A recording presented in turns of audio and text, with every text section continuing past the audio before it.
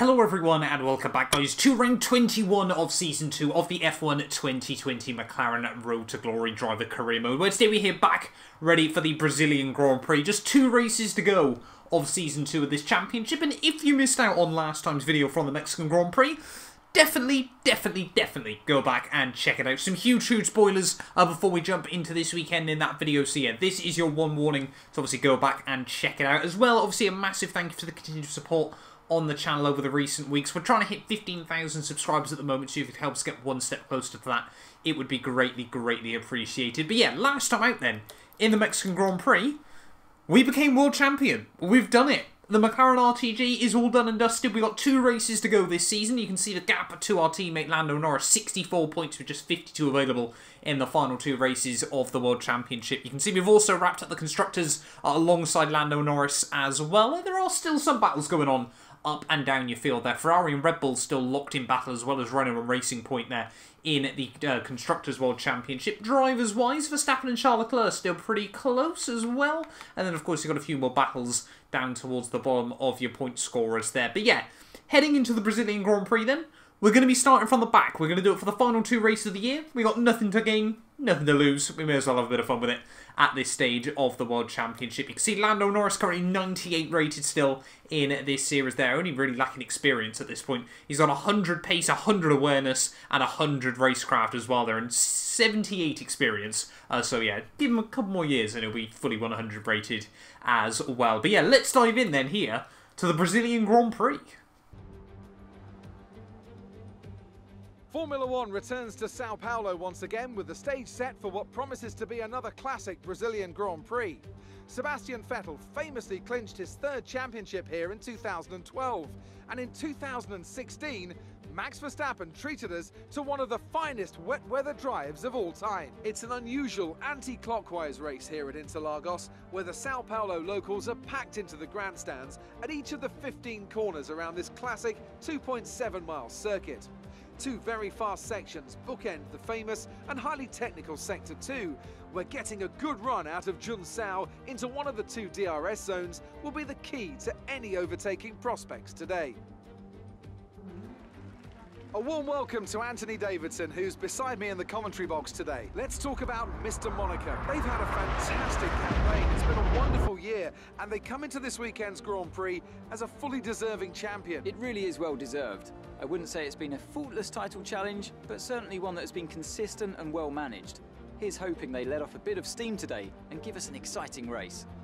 Before we begin, let's take a quick look at the grid lineup for today's race. Lando Norris will lead us away from pole position, and Lewis Hamilton completes the front row. Considering the rest of the grid, we have Bottas, Verstappen, Daniel Ricciardo, and Perez, Leclerc, Vettel, Gasly, and Esteban Ocon, Stroll, Albon, Daniel Kvyat, and Giovinazzi, Grosjean, Raikkonen, George Russell, and Nicholas Latifi. Mr. Monaco and Kevin Magnussen fills the last spot on the grid.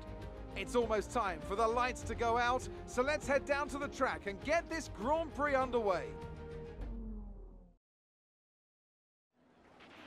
Okay, we've already won the championship, so relax and enjoy this race. Finally, the team is starting to get the idea. Often Jeff comes on the radio with some weird gobbledygook about nothing that's relevant to a Grand Prix, but this weekend he knows we're just straight vibing here at the Brazilian Grand Prix. Anthony Davidson said it hasn't been a faultless campaign. I think we've done pretty well. 374 points on the board with just 2 Grand Prix to go of the season. And yeah, we were aiming to start last. We didn't set a qualifying time, but somehow Magnussen has still found himself behind us, ready on the grid this weekend. Not too sure how that works, but we'll gloss over it nonetheless. I'm still calling this the last question mark in this Brazilian Grand Prix anyway. In terms of strategy though, we're going to try and go for the alternate. Again, we haven't really got anything to lose here, so we're actually going to go quite short on the first stint of tyres there. I reckon 7 laps might be all it takes. Obviously, we need to try and make sure we're in the pits early than the AI as well there. So yeah, we're gonna set it at 7 laps and see just how far we can get in this Grand Prix. Obviously, we're going to need a fair bit of spare fuel as well. Obviously, we need to try and fly past cars down at the front straightaway, and then obviously down in towards turn 4 as well. But yeah, hopefully we can just have a good fun race here today. Enjoy it, make it count. It doesn't really matter what happens, but hopefully we can have some fun nonetheless. Ready on the grid then for round 21 of the World Championship here from the Brazilian Grand Prix. The only car on the mediums. The 5 red lights are on. And it's lights out, and away we go for the Brazilian Grand Prix. Tentative start as we try to get the power down. Obviously, everyone is going to be very, very early on the brakes. It's been a while. I think it was Japan, actually, we started pretty much at the rear of the field as well. So it hasn't been that long since we last started at the back of the grid. No places gained through turn 1, but that's all okay. Obviously, generally, the AI is still pretty good on their starts as we head down in towards turn 4 for the first time. The Esquina de Largo, I want to call it, but I'm probably getting it wrong.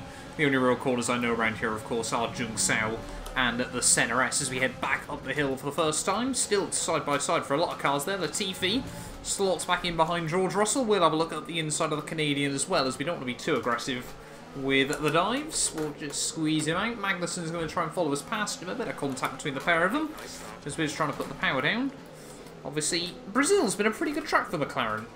I mean, it's certainly a memorable track for them.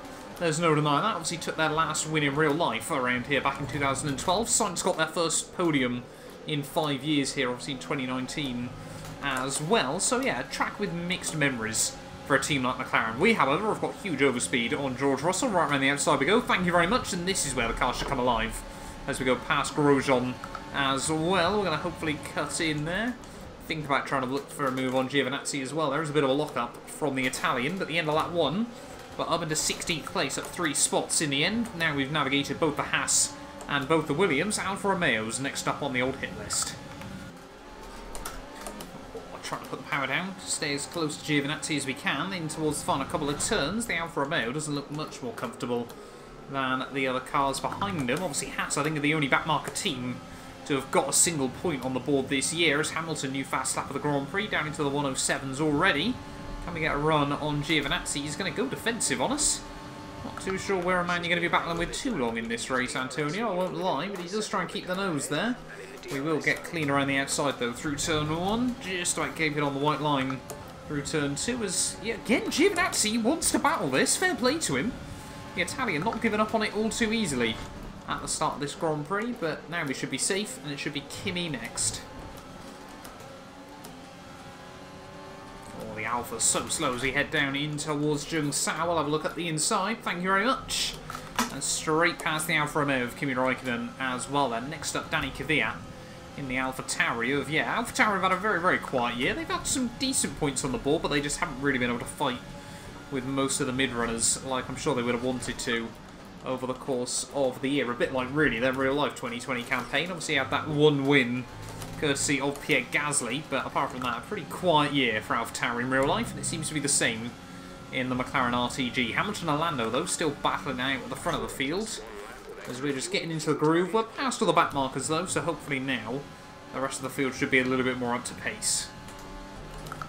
Going to be interesting to see what a semi-competitive car looks like up the front straightaway, even, I should say, as we try to close back in on Daniel Kvyat here. We're using a lot of the RS still early on in this Grand Prix, and yeah, really, we haven't got much of a run at all on the AlphaTauri. Big lock-up into T1 as well is not going to help us.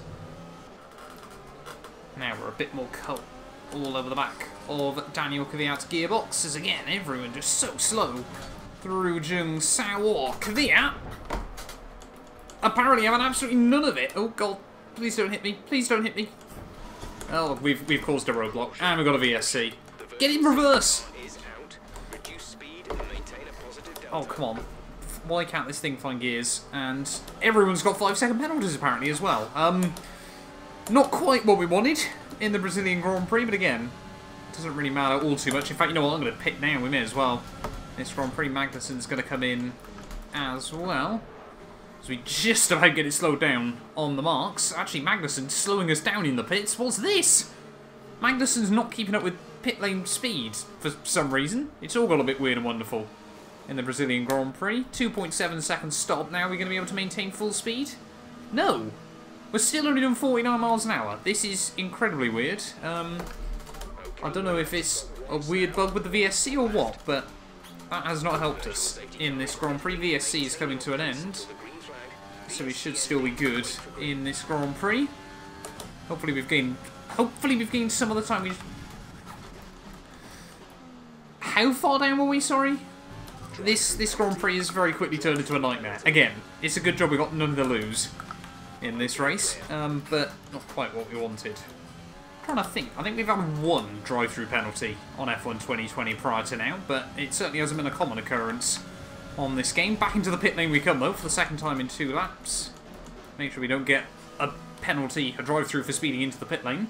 But yeah, this one, not looking great at the moment. We basically need a safety car now, if we want any chance of recovery in this Brazilian Grand Prix. As we head back through the pits, we are still going to be close to Latifi in the Williams, so I guess at least we've got someone to battle with towards the end of the Grand Prix.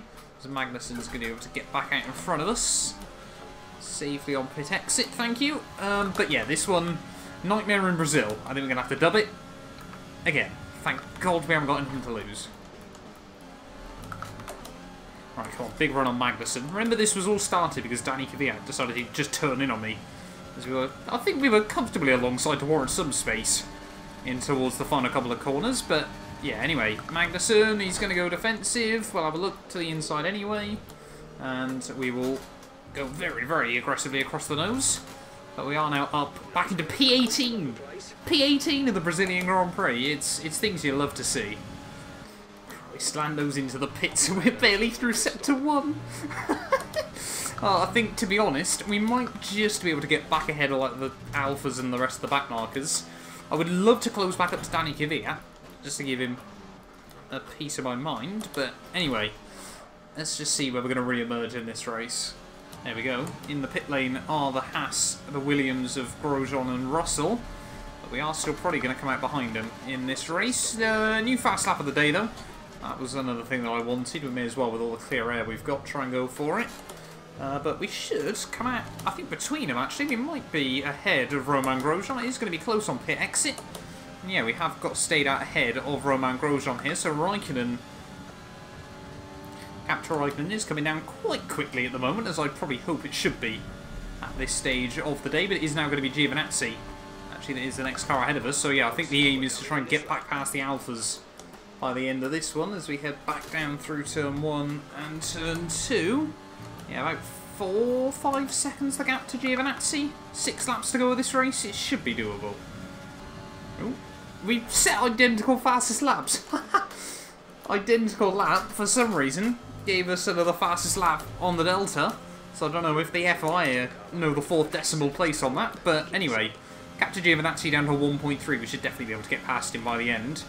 And hopefully the same can be said for Raikkonen. But, I mean, we are going pretty far on this soft tyres. Should be okay, though. You know, it's never been the best day in the office when your best battle is probably going to be with Antonio Giovinazzi at the end of the day. He's already given us one good run for our money in this Grand Prix. Hopefully this time around we can make the overtake a little bit easier. Gio goes defensive again, but we should be cleanly ahead of him. Yes, we are. Thank you very much. Still struggling to spot the braking point for T1, just always seem to be running a bit wide through there. But we're up into P15 once again. Raikkonen next car up the road. Charles Leclerc down in 13th, not been a good day for him. And Ferrari, and what has been, yeah, a very forgetful season for those guys once more. But yeah, I think he's a bit too far up the road. Raikkonen, half second up the road. Can we get close enough as we head back up out of Jungsao up towards start finish line? 4 to go here from Brazil. Is Kimi going to go defensive? Yes, he is. Can we have a look around the outside? Oh, he gives us a big old squeeze, so we'll go even more aggressive around the outside. Park the bus on the exit, and we're up into 14th. Charles Leclerc, though, we have gained 2 seconds that last lap. Maybe, just maybe, it's possible. Charles Leclerc must have front wing damage or something on that Ferrari. What have I double shifted? Oh, God. This has not been... I mean, if this is your first time watching one of our videos, you've probably not got good vibes today. But anyway, another 2.4 out of Charles Leclerc that last lap. At the rate we're going, we should close up to him with 1 to go. Not if I do that, though. Really, yeah, not the best vibes if this is your first Map 2 and 2 video. Well, whatever issues Charles Leclerc seemed to have with that Ferrari, must have got it resolved, because the gap, yeah, really just isn't coming down at the same rate of knots it once was, and we're not exactly going slowly at the moment either. If I do say so myself. The gap's still hovering at about 4 seconds. It might just dip below now. You can see we're only 300ths off our PB. Runs like that out of the final turn aren't going to help us, though. But yeah, I think it's going to be a case of consolidating P14 maybe the worst result I've had in this entire championship. Not 100% sure. This is your final lap of the race. Oh, we got yellow flags out as we round the final few corners of the Brazilian Grand Prix. It's the Williams of Latifi. He's just been lapped and he's not even going to get to the checkered flag here in Brazil. Lando Norris is going to walk away though with the race victory here today. A fantastic job done by our teammate there. If I'm not mistaken, it is Hamilton P2, Bottas in P3. But, I mean, for us, if you don't laugh, you cry at the end of the day. We're going to come through, though. Yellow flags out because of that poor Nicholas Latifi. Like I said, he went a lap down, and he doesn't even get to the checkered flag at the end. That must be absolutely heartbreaking to be that close to home. But round the final corner, P19 to P14 here in Brazil. Not brilliant. Alright, race over. Take care of the car on the way in.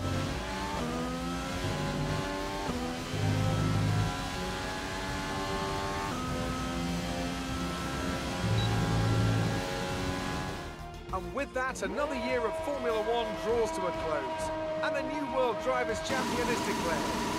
Another entry added to that prestigious list of the sport's most incredible drivers. That's a spectacular victory then, and with it, the championship is secure.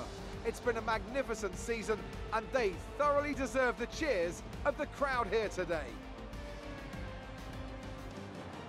So Anthony, what made the difference out there today?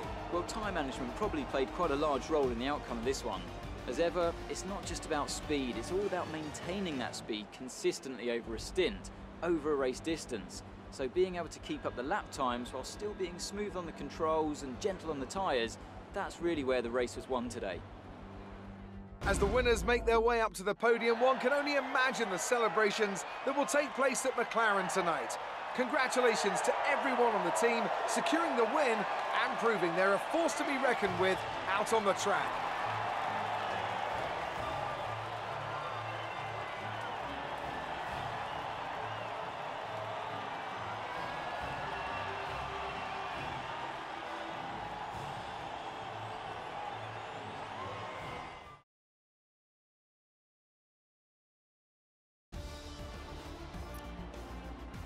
Despite the best efforts of our championship leader, that lead has taken a bit of a knock today.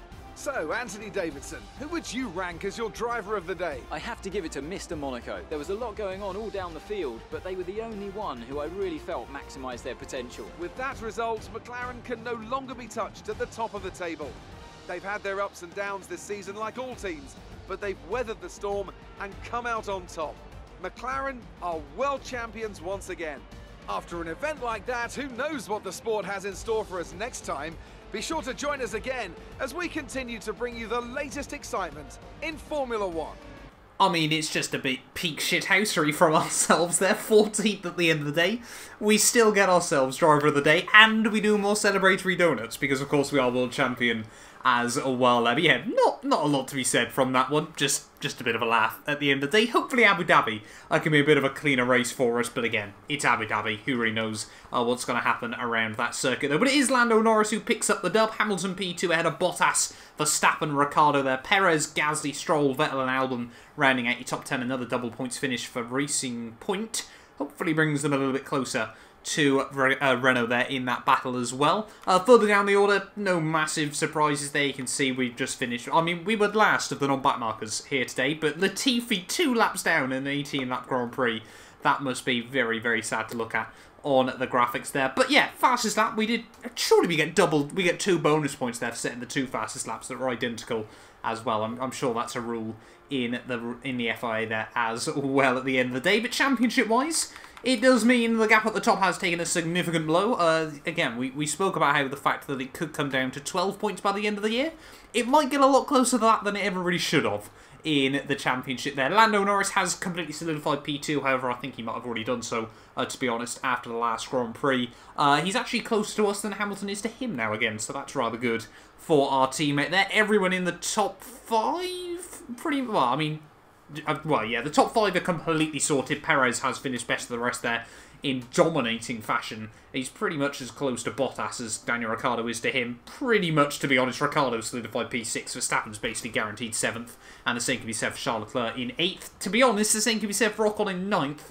and probably pretty comfortably Sebastian Vettel in 10th. Yeah, really looking at it, pretty much down. Albon and Stroll, you could get a swap there, but that's basically the only drivers' battle going on into Abu Dhabi next weekend, unless we get an absolute disaster class for a race. I guess you could say the backmarkers if, for example, George Russell gets an 11th place or something like that as well. But Constructors is where it's happening. Renault and Racing Point, 3 points separating those guys. Ferrari and Red Bull, 2 points separating those two teams. So that is certainly still going to be some battles to watch out for in Abu Dhabi next time out. But thank you all so much for watching this video nonetheless. A bit of a weird one, I'll be honest. But yeah, hopefully you guys have enjoyed. And we will be back very, very soon, ready for the finale of the McLaren RTG. It is finally coming to an end after 44 episodes next time out in Abu Dhabi. You guys do not want to miss it. A big thank you to our channel members for making these videos possible. You can be featured in these end clips as well as granted access to some other exclusive perks for just £1 a month by clicking the join button below.